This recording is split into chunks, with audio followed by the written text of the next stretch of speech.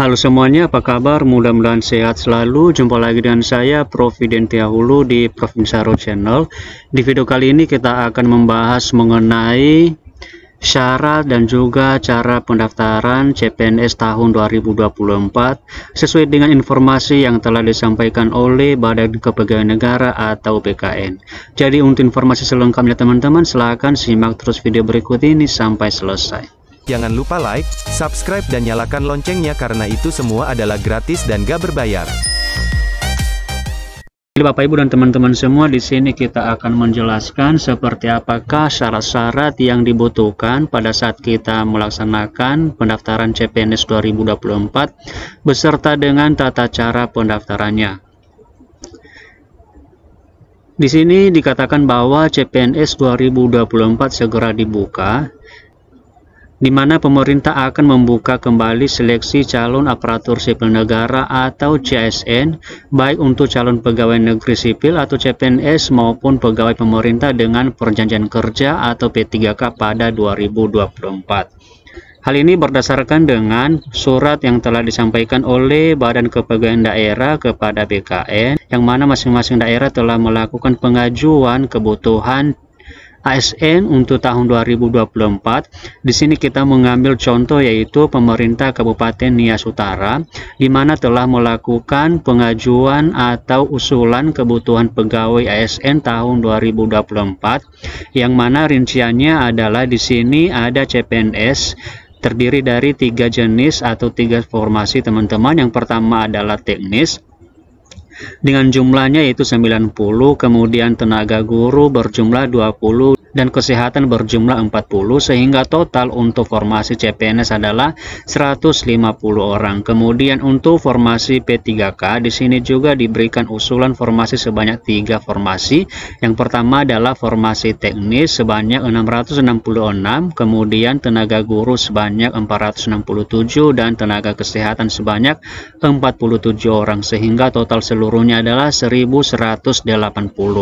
Nah, jadi dari sini teman-teman kita akan tahu bahwa sebenarnya memang tahun 2024 pemerintah membuka kembali seleksi penerimaan ASN yaitu CPNS dan juga P3K. Jadi di video ini teman-teman kita akan membahas bagaimanakah tata cara pendaftaran CPNS untuk tahun 2024 beserta dengan persyaratan dokumen yang harus dilengkapi oleh calon pelamar teman-teman. Yang pertama adalah cara pendaftaran CPNS 2024, yaitu kita masuk di situs resmi SSCSN, di mana nanti linknya adalah sscsn.bkn.go.id.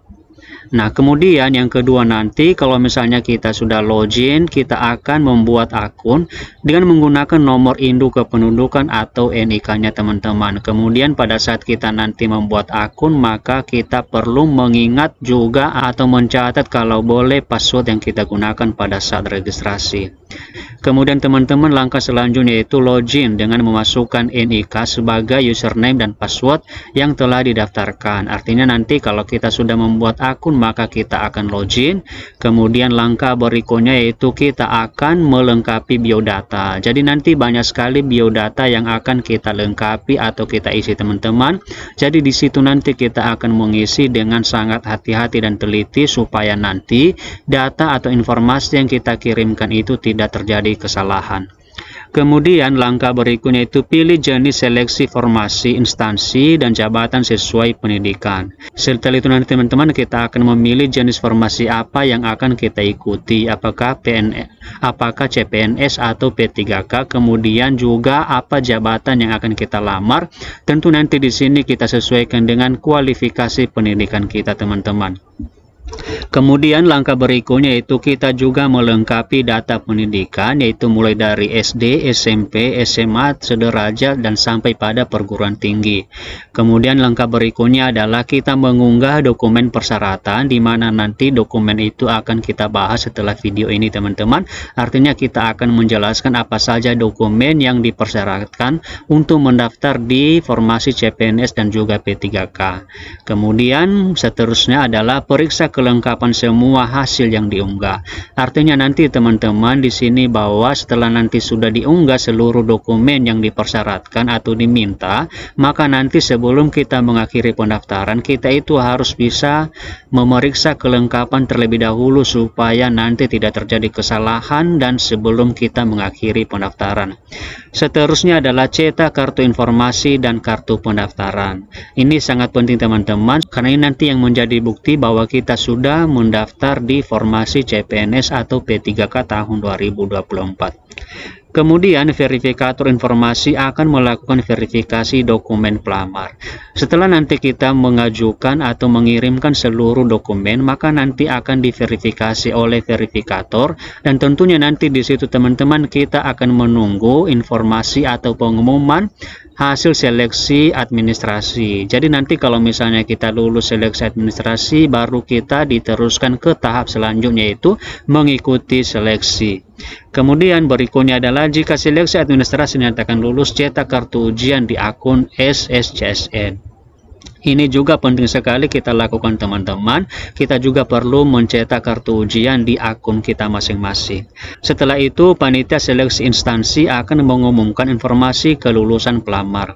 Jadi nanti ketika kita sudah mengikuti ujian atau seleksi dari tahap ke tahap, maka nanti tentu ada pengumuman. Jadi panitia seleksi nanti akan memberikan pengumuman tersebut, dan di sana nanti kita akan bisa mengetahui apakah kita lulus atau tidak. Setelah itu teman-teman, maka ada pemberkasan dan juga penetapan NIP atau NIP. Jadi nanti teman-teman, ketika kita sudah dinyatakan lulus, maka kita kembali melakukan pemberkasan, dan berkas nanti yang digunakan pada saat itu adalah berbeda-beda sesuai dengan persyaratan yang disampaikan oleh masing-masing daerah. Tujuan kita melakukan pemberkasan adalah untuk dilakukan penetapan NIP atau diusulkan pembuatan NIP-nya teman-teman. Jadi seperti inilah teman-teman tata cara pendaftaran CPNS untuk tahun 2024 mulai dari awal sampai terakhir.